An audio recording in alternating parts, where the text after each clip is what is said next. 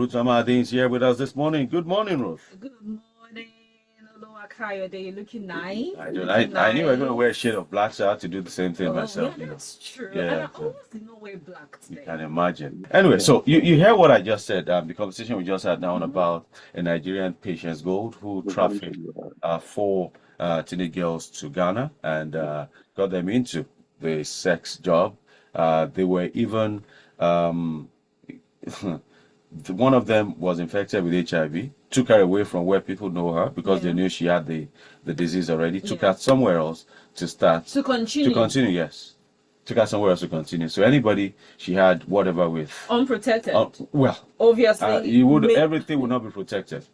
No, everything will not. We're going to Ghana right now and we're going to have a conversation. We want to understand what is going on. This has become one too many. I think it was 3 years ago when I was in Port Harcourt. Someone was telling me that his niece apparently wanted to go hustle and left the house. She is underage. She's less than 17. When she went to Ghana, her friend said, "Oh, there's one madam that wants to get us a job in Ghana." She went to Ghana. They didn't hear from her anymore, only for her to sleep in a call. She went to get a phone from someone and called them, was crying and begging. The madam said she's owing so much money now and she needs to pay. If not, that's what they do. She was already doing the job. She was already doing the job, but now she got tired. She was crying for help. Nobody doesn't even know exactly where she was. She couldn't even tell exactly what part of the country. Has she be able to come back now? I don't think I kind of lost touch on that case. I told my friend that, you know what, you have to reach out.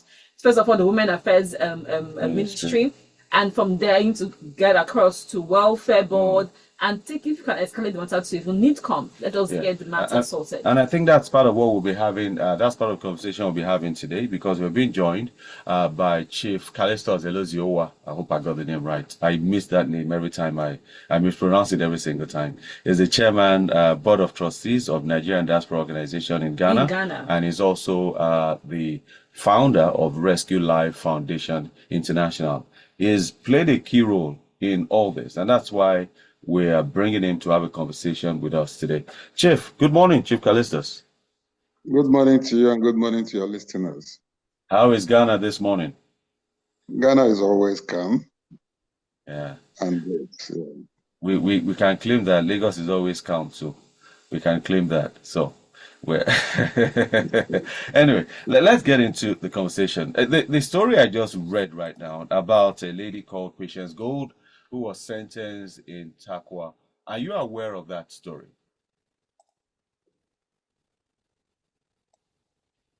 Oh boy, what is wrong with the connection? Okay, can you hear me, Chief Callistus? I'm aware of it, yeah. Okay, you're aware of it. Can you tell us a bit about that story? Because it seems like it's becoming one time too many. Incidents of Nigerians not bringing shame alone to the country, but abusing young Nigerians who are prospects for the nation. Yeah, the case is one of the cases we are having with regards to the mandate given by the current government of Nigeria concerning the welfare of Nigerians in diaspora. Precisely the visit of Abike Dabire, the chairman of NIDCOM. Since we've been doing it, but while you're hearing cases of people being convicted regularly now, it's because of the new direction that the government of Nigeria have taken. So they made us to understand that it's not enough to bring the suspect back alone and the victims. But it's important to make sure that the suspects are prosecuted to serve as a deterrent to stop others from perpetrating the same crime or act. So that is exactly why you're hearing all this news regularly now. And there are more that you'll be hearing.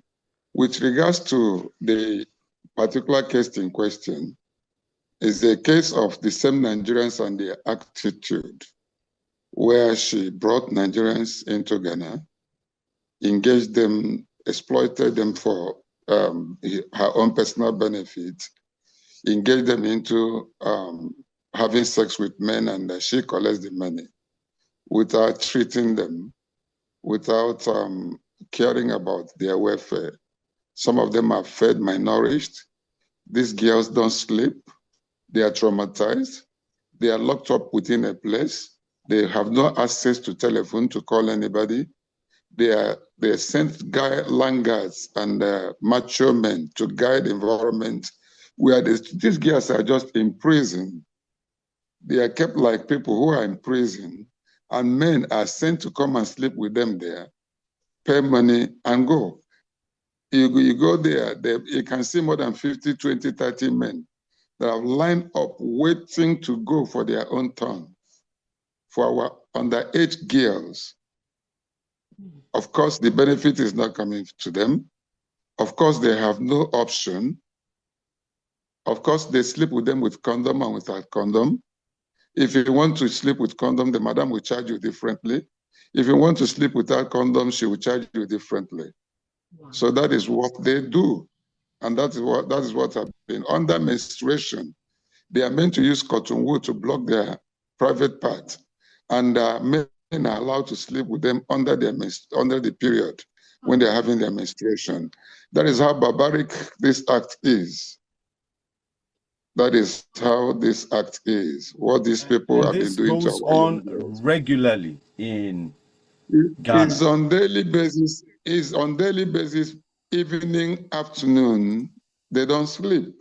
If they have the opportunities to sleep, they can only sleep for about 3-4 hours, and they continue again like dogs.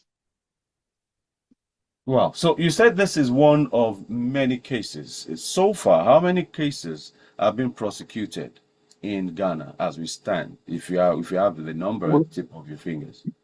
I can give you, but not accurate. Okay. I can give you the ones we are doing. Currently, last 3 weeks ago, we had one girl convicted from Delta State for 5 years. She is now in prison.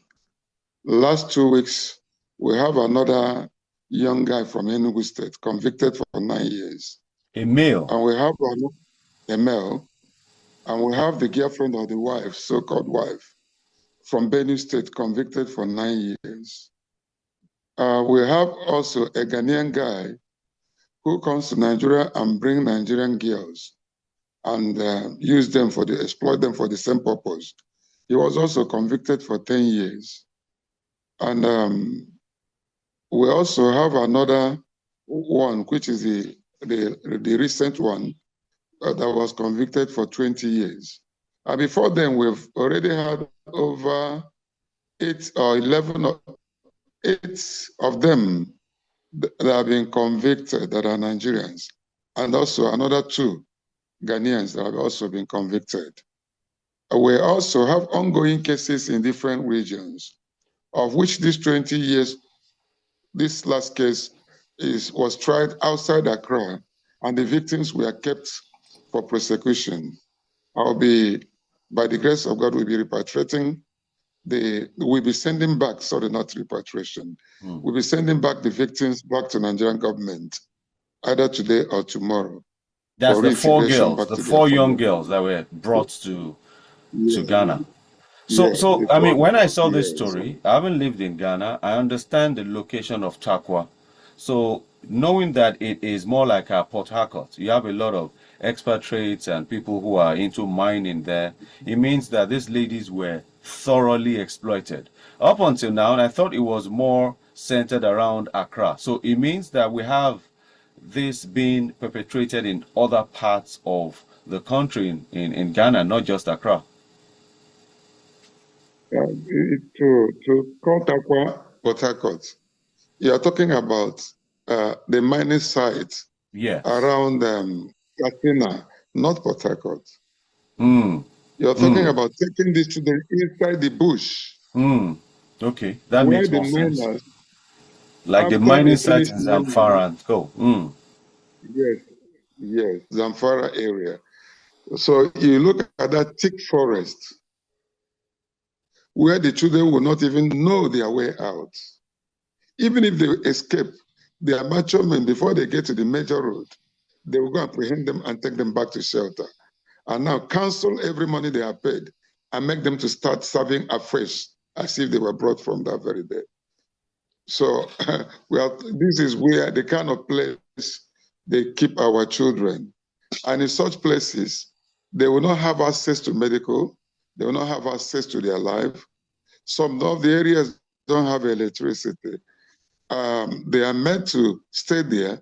When the miners come out from the hole or their mining site, they take that body with all those infections and diseases that is associated with mining and go and dump it on the bodies of our children. That is what we are talking about. What's the average age of these girls, particularly this one from Benue that were in Takwa? Yeah, because the court is sending it to us. I have it now. I will get it this morning. I'm going to the police headquarters to pick them this morning. But their age, which I will not be too exact with now, it ranges from 16 years to 21 years. So from your experience, what do you think makes these young Nigerian ladies quick, easy victims for these people? Yes, that's a very good question. Number one is issues of life. What I mean by issues of life, when parents now depend on the child who is just in secondary school, when you accept money from a child, when you know the child is not working, a sensible parent should ask that child, where did you get the money from? The morals in our country has gone down. Every time we know we blame government a lot. Everything is the government, but nobody wants to look at the roots of the problems. The roots of the problems are so many of these children, their parents depend on them. Secondly, you find out that most of them are from failed families. Failed families in the sense that some of them are not living with their, when you ask them, they said their mother is dead, their father is dead. Some of them will tell you, my father and my mother is not living together. Some of them will tell you that I'm just on my own. Some of them will tell you so many stories. I'm the breadwinner of my family. So because of this quest to find something to eat, like the girl we are doing her case now, after here now, I'll be going to court this morning. That girl is from Ebonyi State. She's an orphan. She's an orphan. She's been selling pure water to go to school because she wants to be educated. On the process, because she was not having money, based on the level she has reached in secondary school, she needed money to pay for her fees so that she can enter university and continue to train herself, according to her. On that process, somebody told her that you can work in Ghana, get little money, come back to Nigeria, pay for your fees, and continue education, and also have little thing to do. When they told her that you can get us up to 2,000 cedis, which means we are looking at almost 200,000 Ghana cedis, 200,000 naira a month. So she just calculated that within 3 months, she can get 600,000 naira, and she can come back, pay her fees, and continue the education. Without finding out what kind of job she was getting. They were told that she's coming to sell at the boutique. They were made to understand that they get this money because the Ghana currency is strong enough that because when you are paid that money in Ghana, that is like you are being paid 20,000 naira. But when you convert it into our currency, that the money will now be very big for you to be able to start something. That was her conviction. This was her testimony in court and also her statement at the police station. And that is, so when they now took her there, she told them that she didn't do prostitution. She was ready to sell pure water to live, but not for her to sell her body to live. Because of that, she told them that she will not do it. They beat her and forced her, made her to take oath. Whilst after taking the oath, because she had nobody to help her, they forced her into it. Until one Ghanaian came to sleep with her. After paying the money, the lady was crying. And the guy could not have the act again with her. What he did was to ask her, the girl pleaded for help, that she wants to escape from that place. Then, by the grace of God, the guy had compassion, and was able to pay her transport from that place. So the guy now paid the madam double money, 3 times of what he would have paid, that he wants to take her to go and sleep in a hotel, that he will bring her the next day. When he brought her out of the hotel, he put her into the next available car. That's from Takwa to Accra is about 7 hours journey. So this girl left Takwa, landed in Accra. When she landed in Tudu, she met another Ghanaian when she was begging to get pure water to drink. So the Ghanaian bought her the pure water. She knelt down and held his leg and was crying and thanked him that since morning she'd been looking for even ordinary water to drink. That was why the guy asked him, what is wrong with her? She explained her story. So the guy now took him to a Nigerian man who have a shop around the Tudu there, and explained her issue. Then the man told him there's a Nigerian he will call, but they shouldn't tell the Nigerian he's the one that gave them the number. So I was there, the Ghanaian man just called me and told me there's a Nigerian girl that is stranded here. She has no place to sleep, she has no food, that she's looking tattered, that she's a victim of human trafficking. Then I told them to put her inside a car, an Uber car, and gave them my location. So I left my office and drove to that popular location that would be easier for the guy to come with. So when they arrived there, I picked the girl and took her to my place. After listening to her, and then I went to the market, bought her clothes, and next day I took her to police headquarters and lodged a complaint. And now in court, I'm the complainant of the case. She did her test. We moved the next 2 days to Takwa.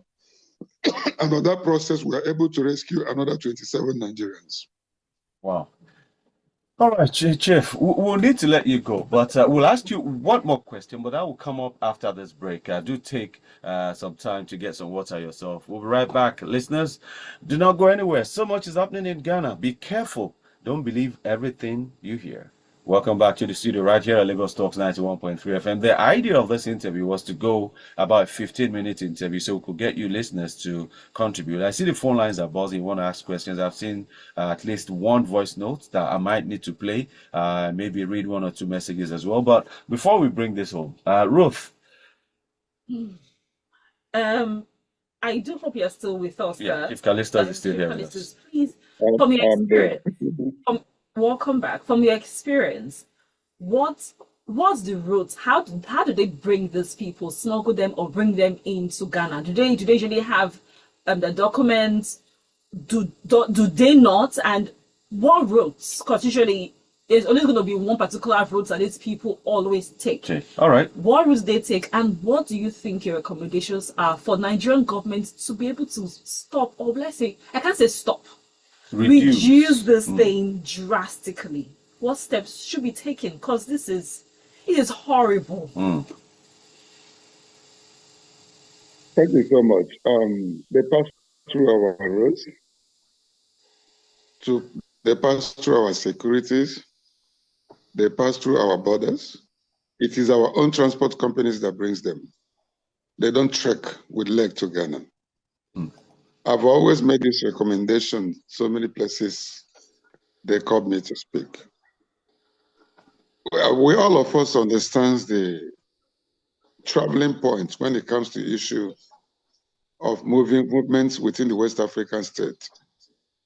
Most times you don't need international passport to come to Ghana. What you just need is your ID card.